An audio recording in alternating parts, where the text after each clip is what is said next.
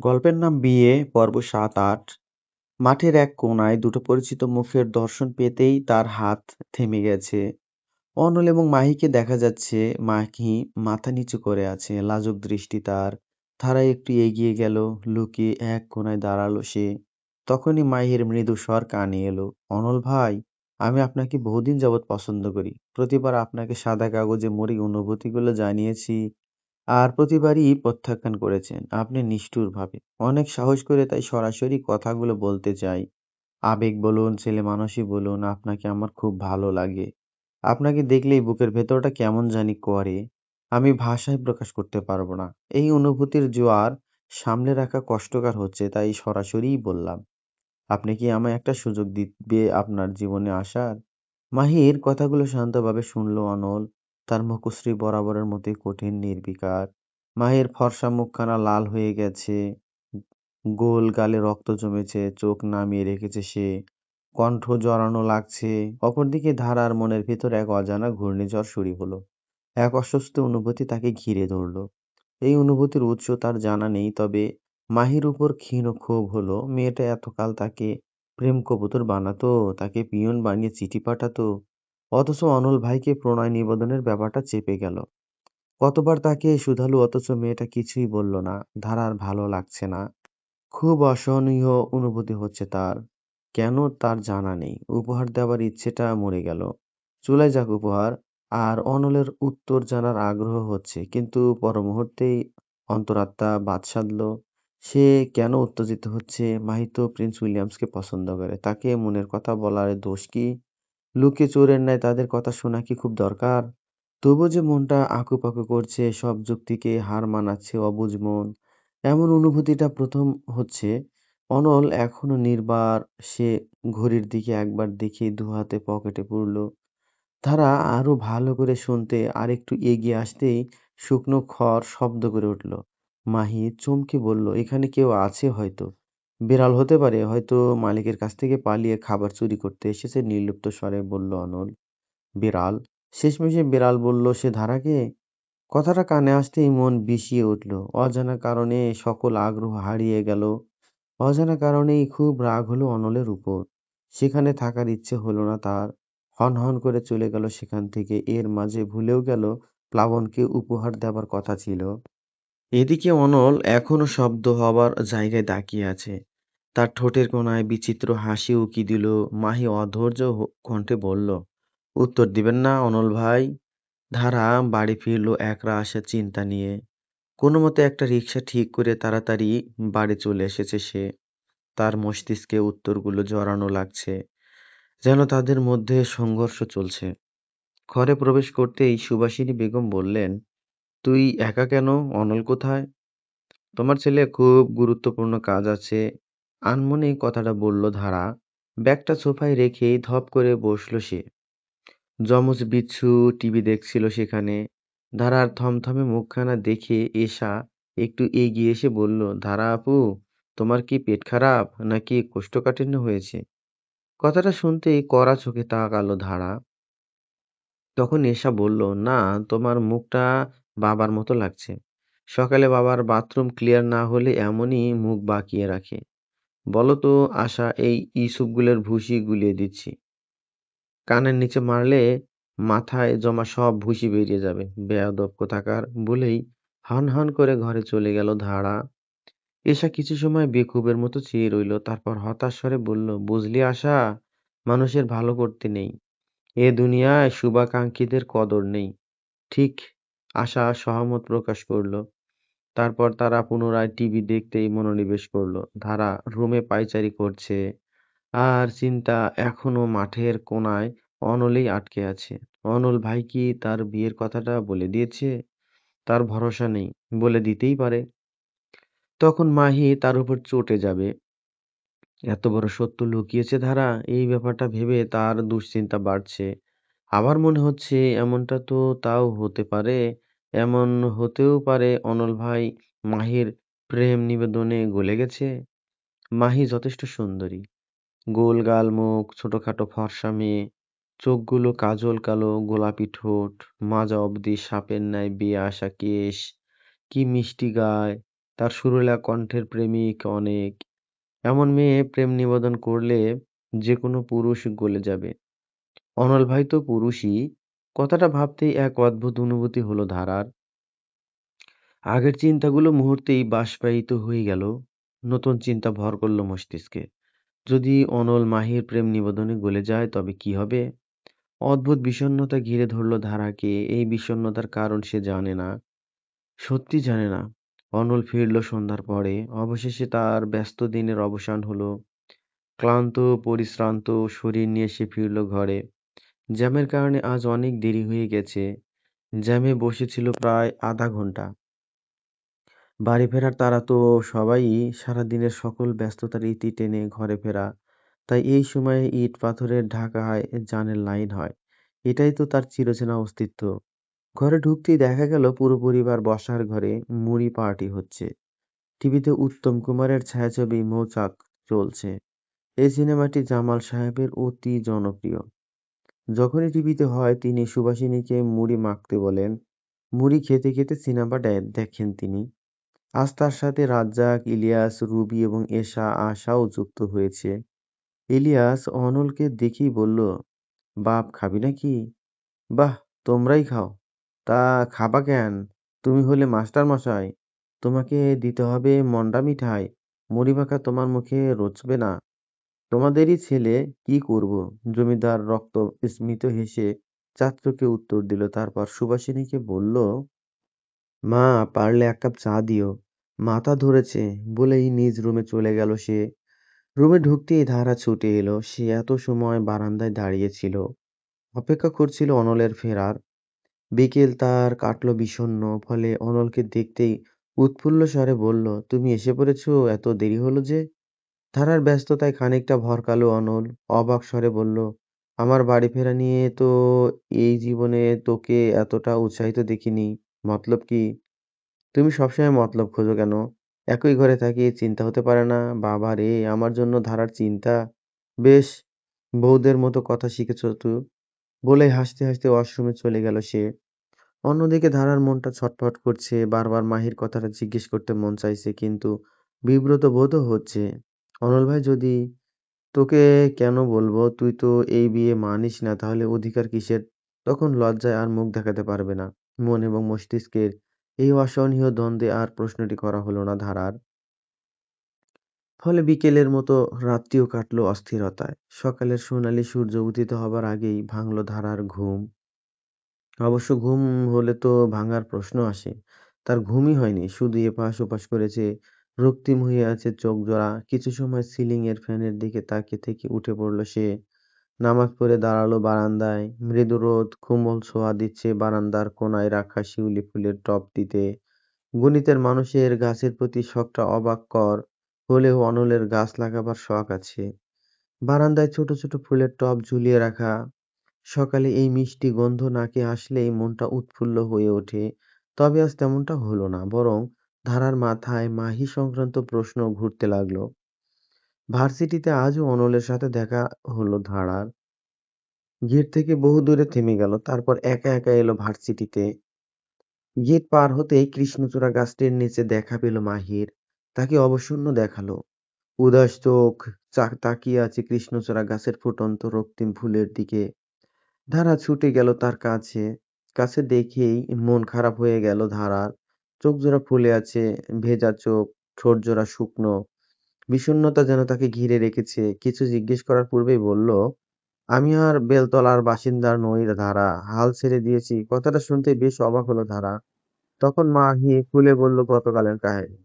অনল তার প্রেম নিবেদন বরাবরের মতোই প্রত্যাখ্যান করেছে। ভীষণ নিষ্ঠুরভাবে বলেছে, মাহি, তোমাকে আমার ভালো লাগে না, তাই মরীচিকার পিছনে ছুটো না। আমি তোমাকে প্রহেলিকার মধ্যে রাখতে চাই না। ক্ষমা করবে, এই প্রেম নিবেদন আমি গ্রহণ করতে পারবো না। তার কণ্ঠ ছিল শান্ত শীতল। বেশ নিপুণভাবে সে জানালো সে মাহিকে পছন্দ করে না। মাহি যখন তাকে পুনরায় শুধালো, কেন? আমার কি সমস্যা? তখন স্মিত হেসে বলল, এক হৃদয়ে দুই নারীর স্থান পায় না বলেই সে প্রস্থান করল। ধারা অবাক নয়নে চেয়ে রইল। মাহির মুখে কথাগুলো শুনতেই মনের মাঝে জমে থাকা মেঘ-মধুর কেটে গেল। উঠল লাল আভায় মোড়ানো সূর্য। অজানা কারণে প্রসন্নতায় ভরে উঠল হৃদয়ের অন্তঃস্থল। আবার পর মুহূর্তেই মাহির ভঙ্গুর হৃদয়ের জন্য সমবেদনা জানালো। মাহিকে সান্ত্বনা দিল। মাহি তাকে জড়িয়ে কাঁদলো বেশ কিছু সময়। তবে হিসাবের মাঝে একটা প্রশ্ন উঁকি দিল কিশোরী ধারার মনে। জটিল প্রশ্ন, তাহলে অনল ভাই কাকে হৃদয়স্থান দিয়েছে? প্রিন্স উইলিয়ামসও বুঝি কাউকে পছন্দ করে? মাহির মন খারাপ ব্যাপারটা বন্ধুমহলে মোটেই মানল না। তারা সিদ্ধান্ত নিল আজ ক্লাস ব্লাঙ্ক দিবে। সেটাই হলো। এমনকি পুরো নীরব সায়র দিল আজ তারা ক্লাস করবে না। বন্ধুমহল বাসে করে পৌঁছালো বসুন্ধরা সিটি কমপ্লেক্সে। 5টা টিকিট কাটলো তারা। সারাদিন হই হুল্লোড়, সিনেমা দেখা, খাওয়া দাওয়ার মাঝেই কাটালো। ফলে আবেগে ভেসে যাওয়া মাহির মনটা কিছুটা হলেও ভালো হলো। মাঝে ধারার মোবাইল বেজেছিল ঠিক, কিন্তু ধারা পাত্তা দিল না। বন্ধুদের সাথে আনন্দ করে বাড়িতে পৌঁছালো। তখন সন্ধ্যে 7টা। প্রশ্নের মুখোমুখি হবে জানা, তবুও সে ভয় পেল না। তবে সে তো জানতো না বাড়িতে নতুন চমক তার প্রতীক্ষায় আছে।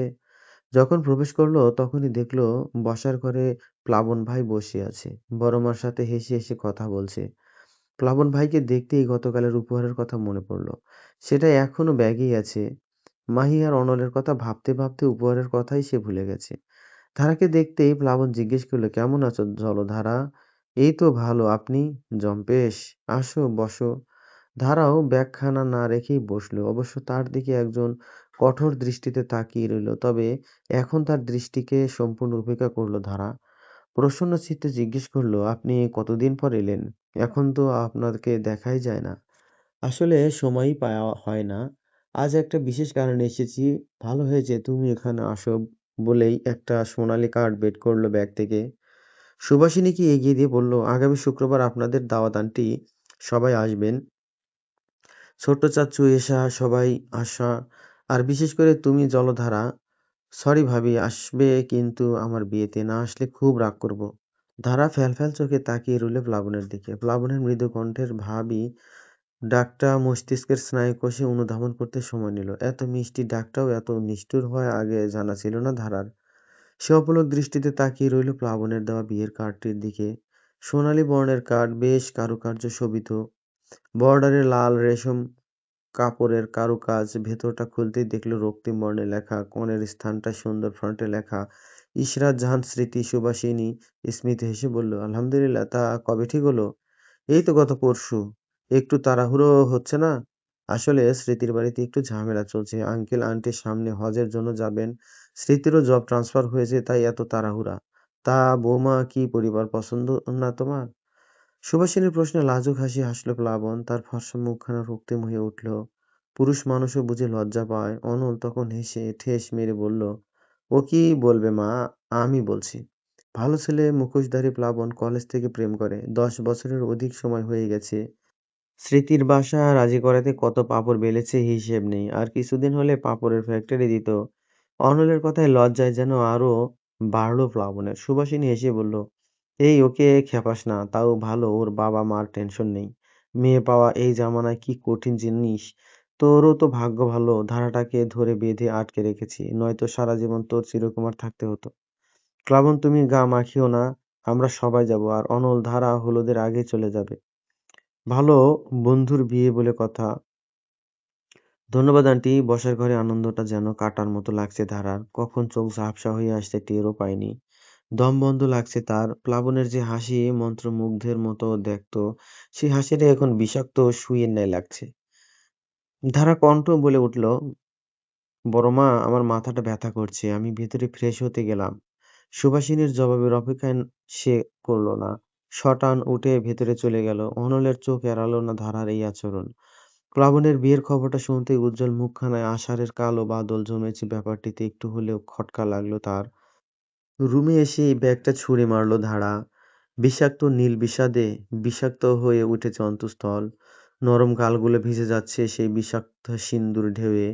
প্রচণ্ড কষ্টে হৃদয়টা জ্বলছে যেন। এতটা কষ্ট হয় বুঝি হৃদয় ভাঙনে?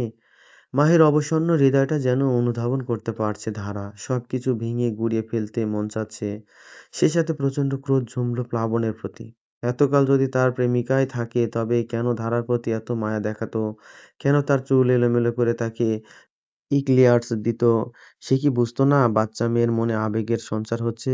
সে কি সত্যিই বুঝতো না, নাকি বুঝেও অবুঝ সাজতো? প্রতি জন্মদিনে ১-২ টাকা জমিয়ে পরম আবেগ মিশিয়ে উপহার কিনত ধারা। আর সেই উপহারগুলো ভুবন ভুলানো হাসি দিয়ে গ্রহণ করত এই নিষ্ঠুর মানুষটি। সে কি বুঝতো না এই কিশোরীর মন তার প্রতি আসক্ত? উপহারের কথা মনে পড়তেই ব্যাগ থেকে এবারের উপহারটি খুলল ধারা। সাদা র‍্যাপিং পেপারে মোড়া একটি উপহার। গত ১ বছরে খুব কষ্টে মাসিক খরচার টাকা জমিয়ে কিনেছিল ধারা। একটি নীল ঘড়ি, বেশি দামি নয় তবুও ঘড়িটি ধারার বহু কষ্টে জমানো টাকা দিয়ে কেনা। মুহূর্তেই মস্তিষ্কে জেদ চাপল। নিজ হাতে ভেঙে গুঁড়িয়ে ফেলতে ঘড়িটি। বোকা ছিল সে, তাই তো কিশোরী আবেগের মরীচিকার পেছনে অন্ধের মতো ছুটেছে। বিবাহিত হওয়ার পরও সেই আবেগ যত্নে তুলে রেখেছে। কিন্তু ঘড়িটি ভেঙেও হৃদয়ের বিদগ্ধ যন্ত্রণা কমল না। দুহাত চেপে কাঁদল ধারা। হৃদয়ের কোণায় মূর্ছা যাওয়া প্রণয় ফুলটি আজ মরে গেছে। প্লাবন ধারার পর ঘরে আসলো অনল। ঘরটা নিগুড় আঁধারে নিমজ্জিত। নিস্তব্ধতা যেন ঘিরে রয়েছে। অনল লাইট জ্বালাতেই চমকে উঠল। খাটের উপর কম্বল মুড়ি দিয়ে ধারা শুয়ে আছে। মেঝেতে ব্যাগটা অবহেলায় পড়ে আছে। তার সাথে পড়ে আছে একটা ভাঙা ঘড়ি এবং অনেকগুলো জ্বলন্ত ছাই। অনেকগুলো কাগজ একসাথে পোড়ালে হয়তো এত ছাই জমে। অনল কম্বল মুড়ে শুয়ে থাকা ধারার কাছে গেল। গম্ভীর স্বরে জিজ্ঞেস করল, আজ ক্লাস না করে কোথায় গেছিলি? কিন্তু উত্তর এলো না। নিস্তব্ধতা, শুধু নিবিড় নিস্তব্ধতা। অনল মুখ গোল করে দীর্ঘশ্বাস ফেলল। মেয়েটাকে নিয়ে কি করবে সে? কিশোরী মানছে, কিন্তু তাই বলে এত ছেলেমানুষি করবে? আর এত কিসের আবেগ? অনল আর বসে রইল না, উঠে টেবিলের কাছে গেল। অনেকগুলো খাতা জমেছে, তাই দেখে শেষ করতে হবে। সারপ্রাইজ টেস্টের খাতাগুলো জমে আছে। অনল প্রথমে সেগুলো বের করলো। একের পর এক খালি খাতা দেখতে দেখতে রোল ২৫-এর খাতাটা পড়ল সামনে। দারা আহমেদ। সফেদ খাতার উপর বেশ কিছু কাটাকাটি, খেলার ছক আঁকা। ইকুয়েশনটি একবার তুলে নিচে লেখা, শ্রদ্ধেয় অনল ভাই, এইসব ইকুয়েশনের উত্তর আমি জানি না। আমি অঙ্ক জীবনেও দেখিনি। তুমি যদি আমাকে ১০ মার্কে ৪ দাও আমি কৃতার্থ থাকব। বিনিময়ে একদিন তোমার ঘর পরিষ্কার রাখব। এখন তোমার ইচ্ছা, না দিলেও কিছু যায় আসে না। ভেবে না পা ধরছি। অনল আনমনে হেসে দিল। তার খাতার উপর কালিতে শূন্য দিয়ে সামনের খাতা দেখতে লাগলো সে। একবার অবশ্য ঘাড় কাত করে ধারাকে দেখল। এখনো কম্বল মুড়ি দিয়ে শুয়ে আছে। সন্দর্পণে একটা নিঃশ্বাস গোপন করল অনল। কবে বড় হবে মেয়েটা? পর্দার ফাঁক থেকে গা গুলিয়ে সোনালি রোদ রুমে প্রবেশ করতেই ঘুম ভাঙল অনলের। উঠে বসে আড়মোড়া ভাঙল। ধারা এখনো ঘুম গতবারে বহুবার খেতে ডেকেছিল, ওঠেনি। সে মাথা ব্যথা, তাই খায়নি। অনল অবশ্য একটু চিন্তিত। সন্ধ্যায় বেশ প্রসন্ন লাগছিল ধারাকে। তাহলে হুট করে এতটা পরিবর্তন কেন? কিছু একটা ভেবে ওয়াশরুমে গেল সে। হাত মুখ ধুয়ে এসে বলল, উঠবি না? ক্লাসের সময় হয়ে যাচ্ছে। আমি যাব না আজ, তুমি যাও। কাল তো ক্লাস করিসনি। ইচ্ছে করছে না অনল ভাই, ক্ষান্ত দাও। অনল আর কথা বাড়ালো না, রেডি হয়ে বেরিয়ে পড়ল। যাবার সময় সুভাষিনীকে বলল, ধারার শরীরটা ভালো নেই, একটু দেখো। সুভাষিনী বেগম উদ্বিগ্ন হয়ে গেলেন। কি হয়েছে? মন খারাপ হয়তো। ভার্সিটি যাবে না। তুমি দেখো, আর টেনশন নিও না, আমি আজ তাড়াতাড়ি আসবো। অনল চলে গেল। সুভাষিনী বেগম কিছু একটা ভাবলেন, তারপর নিজ কাজ করতে লাগলেন। ধারা উঠল দেরি করে। মন খারাপ থাকলে ঘুম বেশি আসে তার। তাই সময় জ্ঞান হারিয়ে ঘুমালো আজ। মনটা এখন কিছুটা ভালো, কিন্তু বিষণ্ণতাটা সম্পূর্ণ কাটল না। রুম থেকে বের হয়ে ড্রয়িং রুমের ফ্রিজের কাছে আসতেই আশা ও মা বলে চিৎকার দিল। ধারাও খানিকটা ভরকালো। তারপর বিরক্তি নিয়ে বলল, চেঁচাচ্ছিস কেন? আরেকটু হলেই আমার পরাণ পাখি খাঁচা ছাড়া হতো। এভাবে শাকচুন্নির সেজে কে ঘুরে শুনি? নিজেকে দেখেছো আয়নায়? আলিফ লায়লা, আলিফ লায়লা, সারারারা গুল ও ভয় পাবে। ভাগ্যিস দাদাজান ছিলেন না, নয়তো হাসপাতালে ছুটতে হতো। ধারার ডাইনিং রুমের বেসিনের আয়নার কাছে গেল। নিজের প্রতিবিম্ব দেখে নিজে চমকে গেল। মুখখানা ফুলে গেছে, চোখগুলো রক্তিম ও ফোলা। গতকালের মেকআপ পুরো মুখে লেপ্টে আছে। কাজল গলে চোখগুলো কালো হয়ে আছে। রক্তিম চোখ বাহিরে কালো, বড্ড ভয়ানক দেখাচ্ছে। চুলগুলো কাকের বাসার উপর জট লেগে আছে। সত্যি তাকে ভয়ানক লাগছে, যেন কোনো হরর মুভির নায়িকা। এজন্যই হয়তো সেদিন অনল ভাইও ভয় পেয়েছিল। আশা ধারার কাছে এসে বলল, তুমি নাকি অসুস্থ? কি হয়েছে তোমার ধারা আপু? অনল ভাই কিছু বলেছে? ধারা উত্তর দিল না। ফ্রিজ থেকে পানির বোতল নিয়ে নিজ রুমে চলে গেল। একটু পর গরম গরম পরোটা আর ডিম ভাজি নিয়ে রুমে এলো সুবাসিনী। ধারার জট বাঁধা চুল আলতো করে হাত বুলিয়ে বলল, তোর কি মন খারাপ? কি হয়েছে রে? মা আমাকে বল। ধারা নিজেকে আটকে রাখতে পারল না। অনুভূতির জোয়ারগুলো মাত্রা ছাড়িয়ে গেল। সুভাষিনীকে জড়িয়ে কেঁদে দিল সে। জড়ানো স্বরে বলল, মার কথা মনে পড়ছে খুব। ধুর বোকা মেয়ে। সুভাষিনী জড়িয়ে ধরল তাকে, আদর করলেন। মায়ের বুকে হয়তো সুপ্ত উষ্ণতা থাকে। যত মন খারাপই থাকুক তাদের সংস্পর্শে উষ্ণ শান্তি পাওয়া যায়। সুভাষিনী ধারার চুল বেঁধে দিলেন, খাওয়াইয়ে দিলেন, তারপর স্মিতস্বরে বললেন, আমাদের জীবন অনেক কিছু হয় যাতে আমাদের কোনো হাত থাকে না। কষ্ট হয় ঠিকই, কিন্তু মেনে নিতে হয়। এই প্রথম তো, তাই কষ্টটা বেশি। ধীরে ধীরে দেখবি সব ঠিক হয়ে যাবে। ধারা কথা বলল না, চুপ করে বড় মার কথাগুলো শুনল। সময় সবচেয়ে বড় ঔষধ। সময়ের সাথে সাথে হয়তো সত্যি সব ঠিক হয়ে যাবে। এদিকে অনল ফিরল আজ অনেক আগে। বিকেলের পূর্বেই সে বাসায় উপস্থিত। ধারার কথা সারাদিন তাকে ভাবিয়েছে, তাই ল্যাব সেশন শেষ হতেই আজ চলে এসেছে। বাসায় আসতেই যমজ বিচ্ছুর দেখা পেল। অনল তখন জিজ্ঞেস করলো, ধারাকে দেখেছিস? দেখেছি না। সকালে ধারা সারারারা গোলের মতো ঘুরছিল। একটু হলেই আমি পটল তুলতাম। তারপর বড় চাচি গেলেন, মানুষের মতো সাজিয়ে গুছিয়ে এসেছেন। তবে এখনো ঘর থেকে বের হয়নি। সত্যি করে বলো তো, তুমি কি কিছু করেছো? অনিল তাদের প্রশ্নের উত্তর দেওয়া জরুরি মনে করল না। ছুটে গেল ঘরে। তারা তখন বারান্দার কোনায় বসেছিল। অনল শার্টের বোতাম খুলতে খুলতে বলল, রেডি হ, বাইরে যাব আজ। ইচ্ছে করছে না। ভেবে দেখ, আইসক্রিম খাওয়াবো। শুনেছি একটা নতুন আইসক্রিম পার্লার খুলেছে, বেশ মজা নাকি? না গেলে লত্তর। এই সুযোগ সীমিত সময়ের। ধারা বেশ ভাবল, আইসক্রিম ব্যাপারটা তার দুর্বলতা। কেন যেন লোভ সামলাতেই পারে না। চট করেই রাজি হয়ে গেল। গোধূলি লগ্ন। সূর্যটা এখন পশ্চিমে ঢলে পড়েছে। তেজিন স্বর্ণালী আভা আছড়ে পড়ছে প্রকৃতিতে। দক্ষিণ আকাশে মেঘ জমেছে, কালো মেঘ। বাতাসও বইছে ক্ষণে ক্ষণে।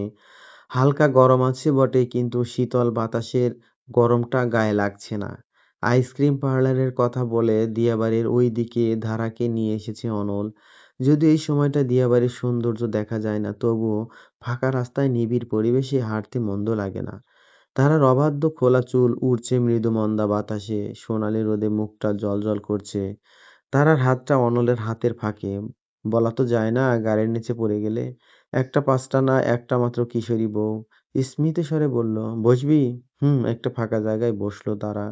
সামনে ধুধু মাঠ, বাতাস বইছে। ধারা তাকিয়ে আছে পড়ন্ত সূর্যের দিকে। তখনই অনল প্রশ্ন ছুড়ে দেয়, প্লাবনকে পছন্দ করতি? প্রশ্নটা শুনতেই খানিকটা অপ্রস্তুত হয়ে পড়ে ধারা। ঠোঁট চেপে চুপ করে থাকে। উত্তর দেবার ভাষা খুঁজে পায় না। খানিকটা বিব্রতও হয়। বেশ কিছু সময় চুপ করে থেকে ধারা প্রশ্ন করে, তুমি বুঝলে কি করে? তুই একটা খোলা বই, তোকে বোঝা যে বড্ড সরল। ধারা আবার চুপ করে গেল। কোনো কথা নেই দুজনের মাঝে। ধারা তাকিয়ে রইল দূর অদূরের দিগন্তের পানে। অনল স্মিত হেসে বলল, কিশোর বয়সে আবেগ সবারই হয়। কিছু আবেগ গাঢ় হয় তো কিছু আবেগ সময়ের সাথে বাষ্পের মতো উড়ে যায়। তবে জীবনটা অনেক বড়। এই আবেগগুলোর জন্য নিজেকে কষ্ট দিস না। তোর জন্য সবাই খুব ভাবে। তুমিও যতই হোক, বউ তো ভাবতে হয়। তুমি পৃথিবীর প্রথম স্বামী যে কিনা বউয়ের আবেগ উবে যাওয়া তাকে ঘুরাতে নিয়ে এসেছো।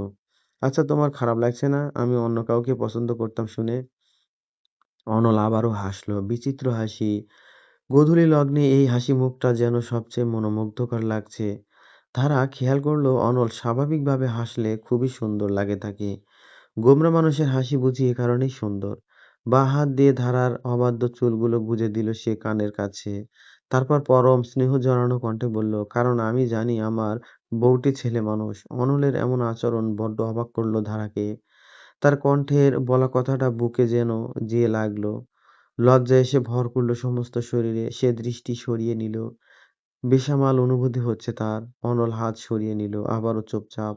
নিস্তব্ধতা ভাঙল এবার ধারা। ইতস্ত গলায় বলল, আচ্ছা, তোমার বউকে কখনো ভালো লাগেনি? মানে প্রেম আর কি?